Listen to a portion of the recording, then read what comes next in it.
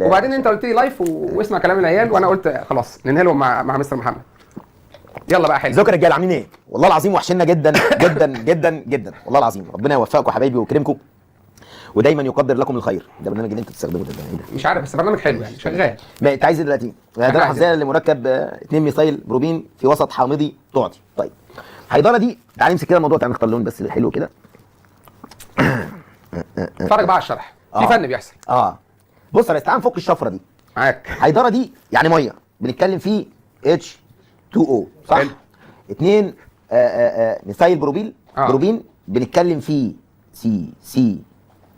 سي وبعد كده احنا عندنا هنا 2 روابط وعندنا الكربون لازم اقل حاجه لازم الكربون يبقى ليه 4 روابط. صح ولا مش صح؟ صح يا ريس. صح يا ريس. لا الالوان صح. فنطلع هنا يا باشا رابط هيدروجين وهنا رابط هيدروجين صح.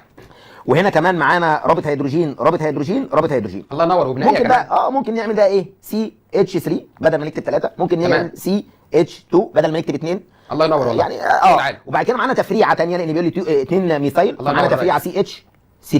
شغل عالي يا جماعه شغل عالي. احنا هنحط ايه دلوقتي؟ احنا عايزين نعلم فين البتاع اللي هي دي. طب ما هي شغاله عندك اهي تمام.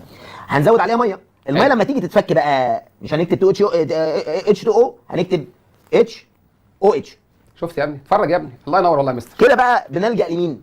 قاعدة مين بقى؟ ماكرو ايه؟ ماركونيكوف. الله ينور عليك ماركونيكوف. ليه بقى؟ ليه ماركونيكوف هنا بيتحكم؟ ده اهم حاجه. ليه؟ ماركونيكوف ده اسم جامد والله العظيم. ايه رايك؟ لا فظيع لان ده غير متماثل. الله ينور صح. وده غير متماثل صح. انت عارف لو واحد متماثل وواحد غير متماثل واحد متماثل والتاني متماثل لا مش تمشي. لازم الاثنين غير متماثلين. لازم الاثنين شغل عالي والله يا مستر. شغل فاخر من الاخر. شغل فاخر من الاخر. ماركونيكوف قال ايه بقى؟ المهم قال ايه بقى؟ قال الكربون اللي معاه هيدروجين اكتر هو اللي هياخد الهيدروجين. الله ينور صح. قال كده صح كده. مش قال الاتش تروح للاتش. قال كده ولا مش كده؟ قال والله. قال كده. لا انت اللي قال الاتش. الراجل ما قالش كده. قال ما يوازي المعنى ده. فهناخد بقى نطلع سهم من هنا. تعال نمسح دي بقى عشان نعمل ايه بجد بجد بجد. تعال نطلع سهم من هنا. حلو ده. ونعمل ايه بقى؟ نكتب بقى المعادله من اول وجديد. نكتب هنا سي.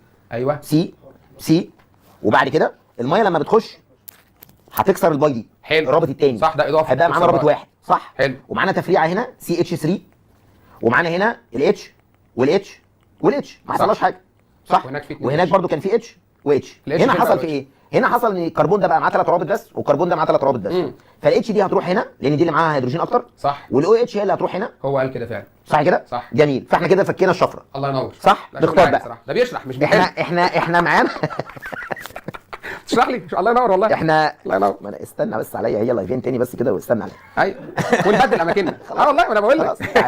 تعالى بس خد تعالى معاك. يلا تشربش القهوه بتاعتك. لا ما بردت بقى. يلا احنا معانا كام ميثايل؟ معانا 2. ادي 1 صح وادي التفريعه اللي خارجه منه. يبقى معانا 2. يبقى احنا كده كنسلنا الاجابه الف كنسلنا الاجابه دي. حلو. المثال هنا عند 2. تمام كده خلاص. تمام. معايا كام بروبانول؟ معايا الاو اتش عند كام بقى؟ الاو اتش فين؟ الاو اتش عند رقم 2. حلو. فيبقى لازم 2 بروبانول. يبقى الاجابه بقى. طب لو كانت الاو اتش هنا لاي سبب من الاسباب يبقى 1 سواء هنا او صح.